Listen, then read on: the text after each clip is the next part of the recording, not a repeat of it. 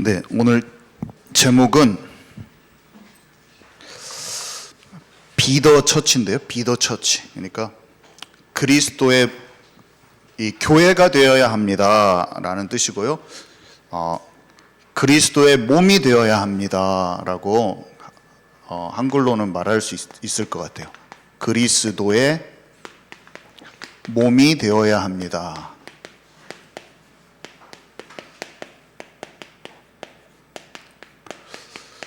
성경 구절은요, 사무엘하 17장 23절 제가 읽을게요.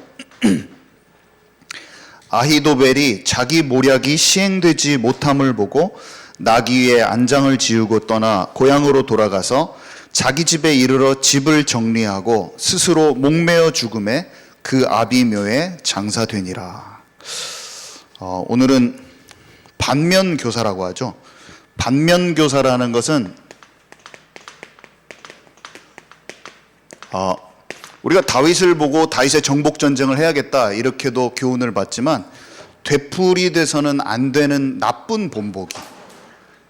우리가 악한 것을 보고도 우리가 악하게 되면 안 되겠다 이렇게 생각하잖아요. 하나님께서 왜 이렇게 가룟 유다의 얘기 이런 잘못된 것도 다 기록해 놓고 우리를 묵상케 하셨냐 말씀이. 그러면 그 상황 속에서 이런 잘못된 선택을 하지 않도록 우리에게 알게 하시는 거예요. 그래서 반면교사 말씀은 다 우리에게 주는 삶에 적용되는 그 교훈이 있어요. 거기를 잘 선택과 결정을 잘된 결정을 보고 우리가 잘 따라가고 잘못된 결정은 반면교사로 삼고 우리가 잘 인도받으면 되는 거예요. 다른 부제를 쓴다면 자기 판단에 갇혀 교회의 몸이 되길 스스로 거부한 한 사람의 이야기라고 부제를 삼을 수 있을 것 같아요. 자기 판단에 갇혀 교회의 몸이 되길 스스로 거부한 한 사람의 이야기라는 부제목을 가지고 오늘 얘기를 하고자 합니다. 이 사람은 자기 모략이 시행되지 못함을 보고 자기 집에 이르러 스스로 목매어 죽었다고 하는 그 말 자체에 얼마나 자기 생각으로 충만한 사람인지 하나님이 그 마음에 서실 자리가 없는 거예요. 이 사람은 나의 수준은 참으로 무서운 것이에요. 나의 판단이라는 것은 그 나라에 속해 있고 엄청난 중요한 자리에 서 있지만 끝끝내 자기의 판단을 놓지 않은 한 사람의 얘기인 거예요. 다윗 같은 인간에게 내가 굴복하느니 차라리 죽고 말지 이런 심정으로 죽어버립니다. 이 사람 마지막까지도 죽으면서까지 다윗을 무시하고 다윗을 무시한 게 아니라 하나님을 짓밟은 거예요. 이들은 다 광야길의 열 정탐꾼의 얘기들 다 알고 있는 사람들이에요. 이 사람들은 잘 알아요. 그런데 똑같은 실수를 반복하는 거예요. 너희가 모세를 원망한 것이 아니요 나를 원망한 것이라 하나님께서 얘기하셨는데 하나님께서 이끄시는 흐름은 끝나지 않았어요. 우리가 전도 많이 하고 돈 많이 벌고 아무 소용 없어요. 우리가 생각하는 응답이 아무 소용이 없는 거예요. 내가 있어야 될 자리에 있는 게 그냥 하나님의 역사인 거예요. 여러분 정말로 모든 사람이 자기의 소견대로 자기 마음대로 행해도 심지가 굳건한 자들, 우리 지금 세 분이 나와서 하셨는데 심지가 굳건한 교회를 이해한 몸된 교회에 함께하는 게 무엇인지를 그냥 실체로 보여줘 버리잖아요.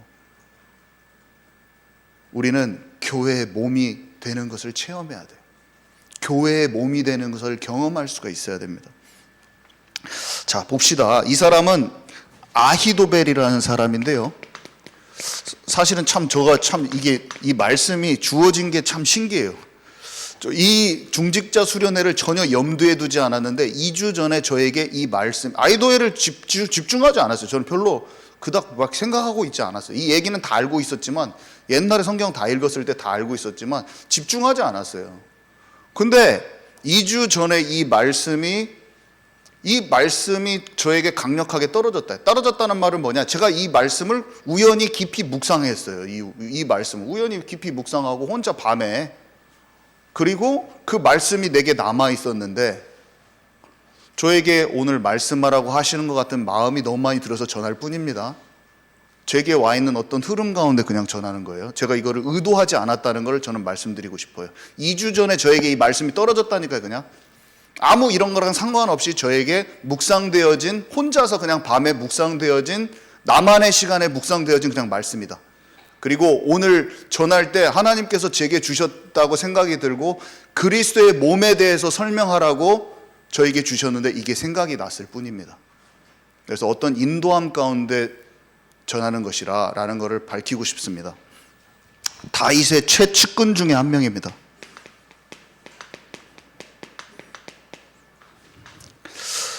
모사라고 하는 제갈량과 같은 전략가예요. 전략가. 그의 지략으로 인해서 수많은 전투를 승리했는데 그의 계략이 하나님의 말씀으로 여겨질 정도라고 성경에 기록되어 있어요. 얼마나 이 사람이 말한 대로 다 승리해버리는 거예요. 뛰어난 사람이죠. 머리도 천재적인 거예요. 한마디로 싸움에 있어서. 병법의 천재라고 보면 돼요. 수십 년간 다윗의 전쟁터에서 생사고락을 함께한 사람입니다.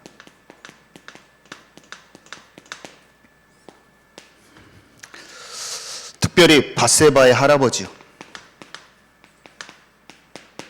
밧세바의 조부 할아버지고 당연히 손자 사위였겠죠. 다윗이 죽인 우리야, 30용사 중에 하나였던 우리야가 자기 손자 사위, 손녀 사위. 근데 이 사람이 잘못된 확신을 갖습니다.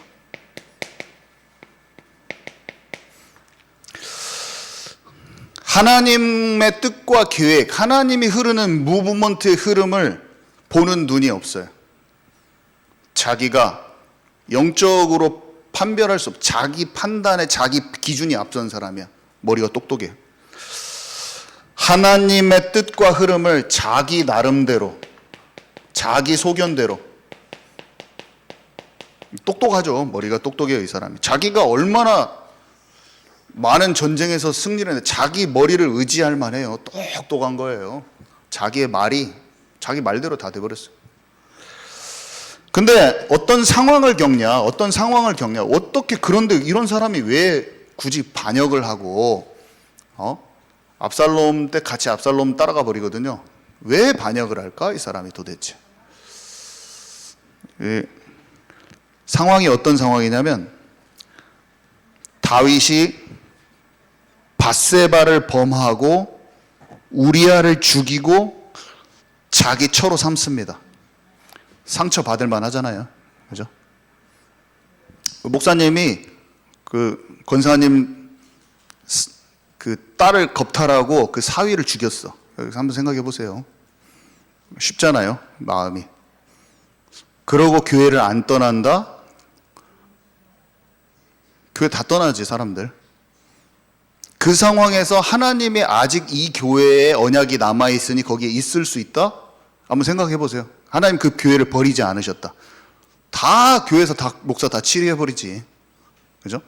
우리가 진짜 하나님이 원하시는 대로 그걸 질문하고 그 교회를 이끌 수 있다? 한번 생각해 보세요. 지금 이 시대에 그 하나님이 똑같이 살아계시는데 지금 우리한테 그런 문제가 뭐 교회별로 일어났다, 아니면 위대한 어떤 목사님들이 그런 일을 했다. 어떻게 할 것입니까?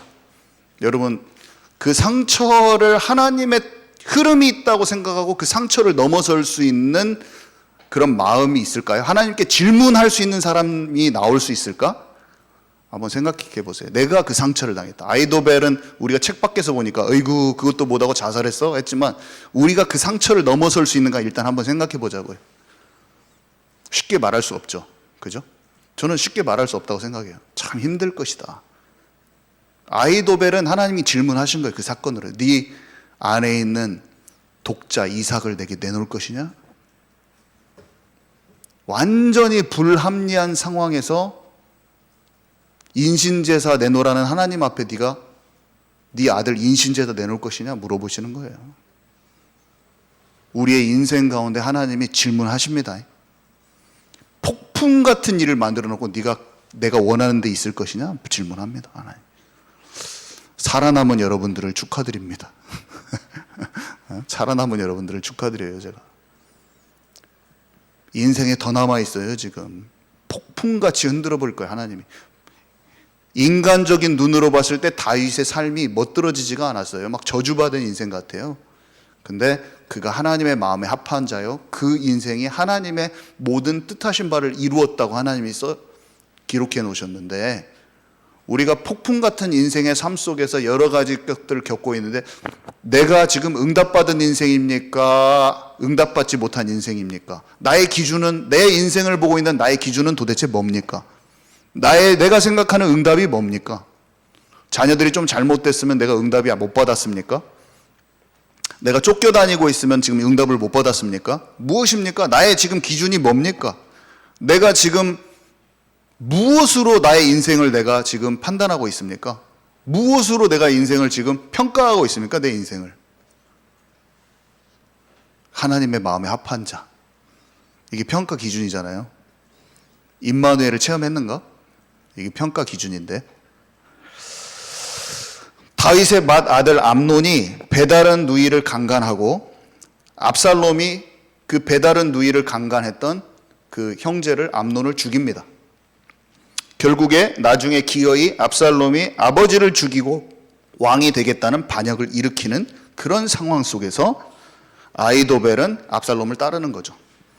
아, 다윗 이놈 할 만큼 했구나. 나는 압살롬을 따라서 새 나라를 세워야겠다. 아히도벨의 판단이라는 것은 그런 급격하게 새로운 세력이 올라오잖아요. 그리고 막 잘못했다고 막 맹비난하잖아요. 그러니까 어떻게 돼? 하나님이 원하시는 흐름에 대한 판단이 아니라 다윗의 집안 꼬락선이 완전히 끝났구만? 꼬락선이 보니까 다 끝났어. 다윗을 버리셨구나. 확신이 딱 드는 거예요. 자기 판단에. 막 난리가 쳐지니까, 그 가정이, 집이 난리가 쳐지니까, 이대로 꼬락선이 봐라. 응? 이 꼴을 봐. 이 나라 꼴을 봐. 왕궁 꼴을 봐. 버렸구나. 딱 결정이 들어간 거예요. 버렸어. 내가 같이 움직인다. 움직여야 될 타이밍이다. 내가 이제는 압살롬과 함께 움직여야 될 타이밍이야. 딱 결정을 내리는 거죠. 그래서 선택과 결단을 합니다.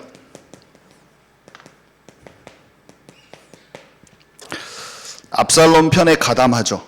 그래서 압살롬이 아버지 후궁을 10명을 남겨놨거든요. 그 궁에.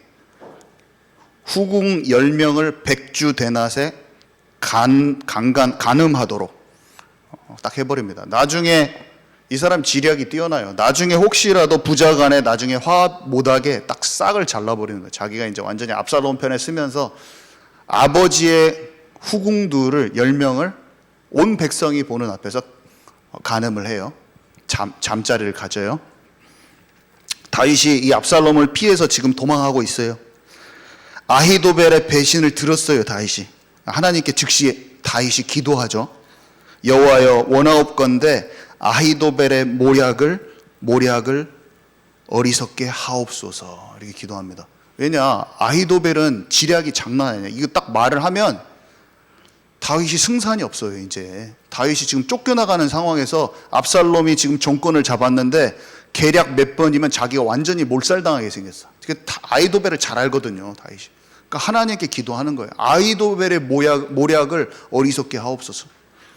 다윗은 아렉 사람 후세를 압살롬에게 보내요. 다윗의 오랜 옛 친구죠. 할아버지예요, 이 사람이. 근데 스파이로 보내요, 한마디로. 아히도벨의 모략을 방해하는 시도를 이제 합니다.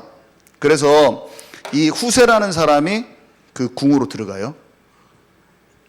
그래서 압살롬이 어떻게 다윗을 칠까? 지금 작살 내버려야 된다. 압살롬이 딱 생각을 하니까 아히도벨이 모략을 내놓고 후세가 모략을 내놔요. 딱 전략을 딱. 근데 아히도벨이 제대로 내놓는 거예요. 지금이 쳐버려야 된다. 멀리 못 갔을 것이다. 다윗이 지금 동태를 보려고 요단강 건너지 않고 그 앞에 있다는 것을 어떻게 알았는지 딱 지금 쳐야 돼. 멀리 안 가고 다윗이 지금 동태를 살피고 있는데 지금 조금 힘들어, 다윗의 상황이. 근데 성경에 이렇게 기록되어 있어요. 압살롬과 온 이스라엘 사람들이 이르되 아렉 사람 후세의 계략은 아히도벨의 계략보다 낫다 하니 이는 여호와께서 압살롬에게 화를 내리려 하사 아히도벨의 좋은 계략을 물리치라고 명하셨음이니라. 하나님의 손바닥 안에 있어요. 하나님은 압살롬을 왕으로 세우지 않았어요. 압살롬에게 화를 내리려 하사, 압살롬이 그냥 보기에는, 눈에 보기에는 그냥 압살롬이 후세의 계략을 취한 것처럼 보여요. 그렇지만 하나님이 영적으로 보이지 않는 손이 동작했다니까요. 지금 우리는 그 하나님의 역사가 안 보여. 근데 여기 분명히 기록되어 있어요. 하나님께서 어리석게 하셔서 평소 때 같았으면 아히도벨의 전략을 그냥 취하는 거예요. 근데 후세에게 왜 하필이면 이 순간에서 후세의 전략을 압살롬이 취했는데 그게 하나님께서 하셨다고 성경에 기록되어 있어요. 그 일을 하나님께서 하셨대요. 자, 깨달을 수 있는 기회가 왔죠. 깨달음과 고집. 이 사람 머리가 비상합니다. 어느 편에 섰어도 이게 망하는 걸 잘 알아요. 딱 선택하는 순간, 후세의 계략을 선택하는 순간 망했구나. 딱 알아버려요. 이거 지금 안 치면 우리가 당하는데 이게 지금 하나님 뜻대로 내가 잘못 썼구나. 딱 눈치가 딱 채진 거예요. 그럼 그때라도 돌이켜야 되잖아요. 그때라도 마음을 돌이켜야 되잖아요.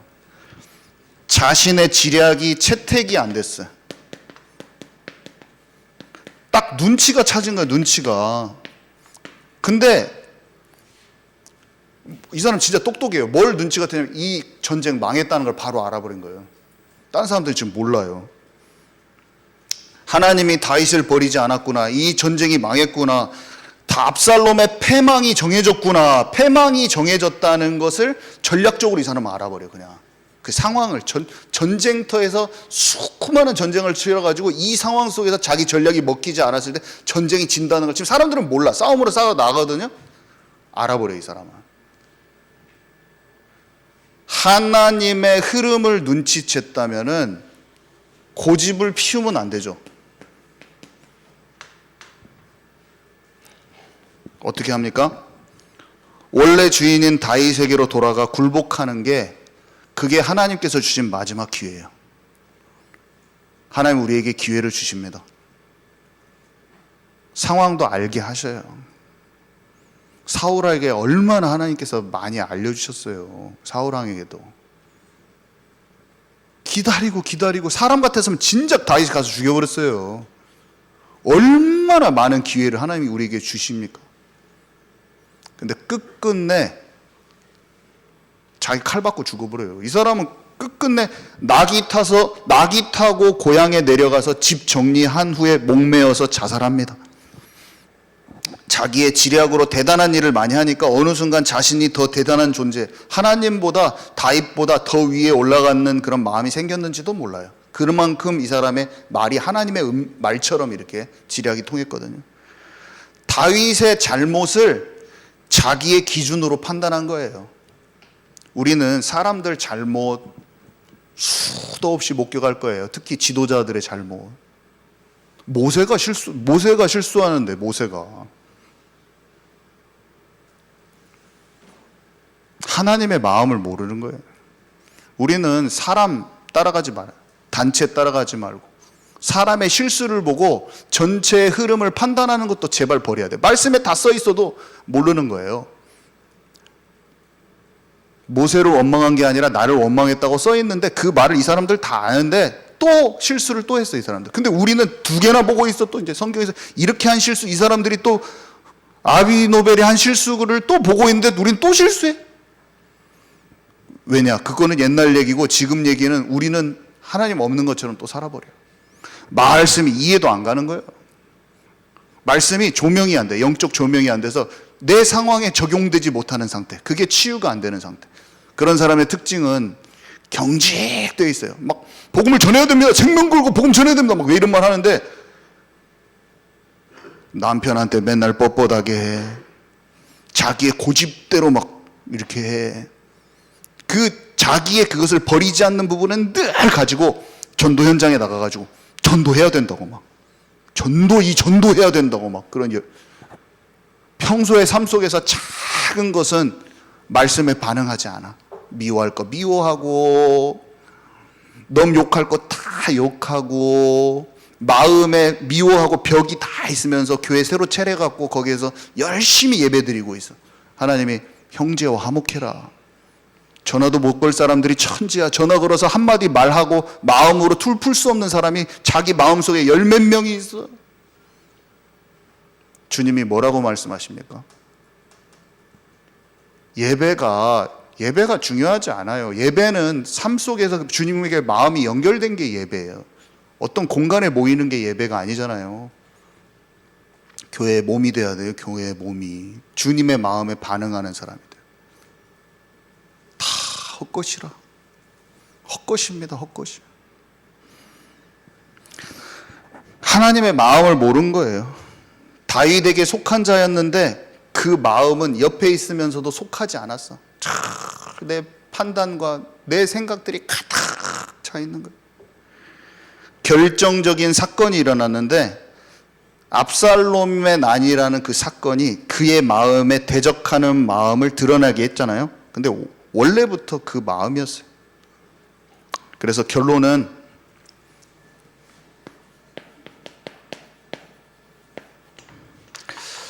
우리는 진짜 기도 속에 있어야 돼. 기도 속에. 보좌화 이런 말을 했잖아요. 보좌화는 마음 생각이 하나님과 연결되어 있는 거라고 했어요.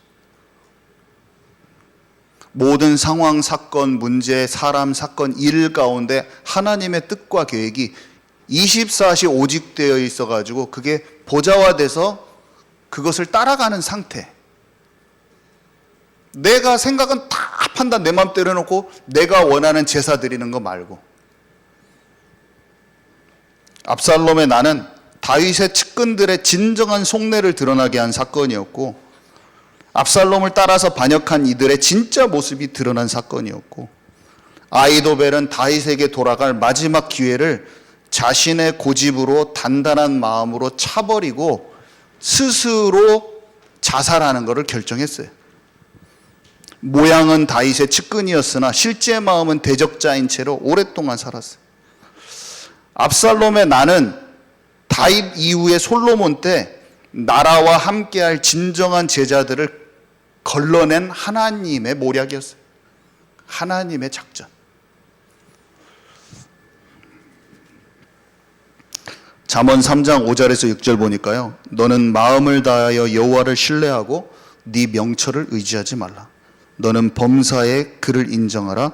그리하면 너의 길을 지도하시리라. 우리는 여호와를 참으로 신뢰하고 우리의 명철이라는 게 뭐야? 내 머리로 막 재고 판단하고 그것을 버리는 게 훨씬 더 그때 길을 지도받는 거예요. 우리 인생의 길. 사업도, 사역도, 가정도, 교회도 하나님이 인도하신 길에 서 있는 게 전도예요.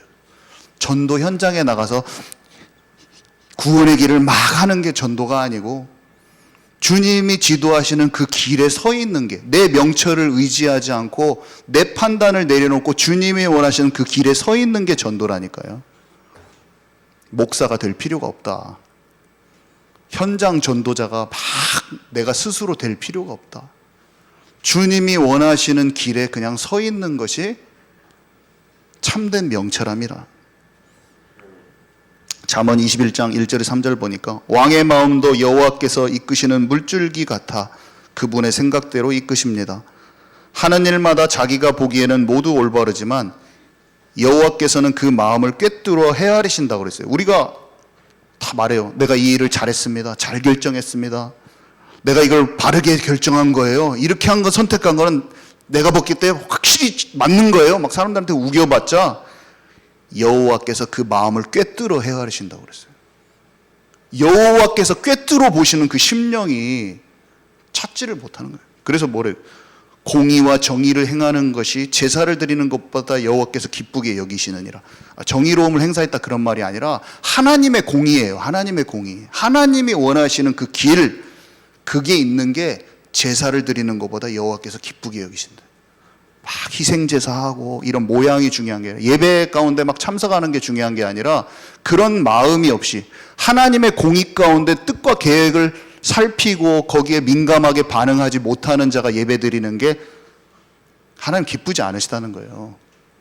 써 있잖아요. 여기 그대로 써 있어요. 방금 제가 말한 게 성경에 다. 이거를 아이도벨이 몰랐다. 그 사람의 인생을 반면교사 삼아서 우리는 오늘 일을 잘하는 것, 이 사람이 너무 잘했어요. 전쟁에 승리하는 것도 잘했어요. 다윗의 왕국에 속해 있는 것을 못했어요. 그리스도의 몸된 교회였어요. 그 왕국이. 하나님이 이 땅에 최고로 관심 있어 하는 아브라함 통해서 내 백성의 내 나라, 교회예요. 교회.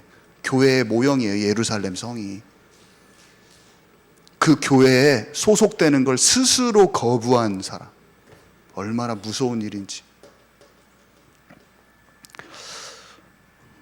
오늘 여기까지인데요. 이 내용을 잘 소화하셔서 진정으로 하나님이 원하는 그 흐름 속에 딱 우리는 딱 있어야 돼요. 뭐 할 필요 없어요. 진짜로. 이상입니다. 주님 너무 감사합니다.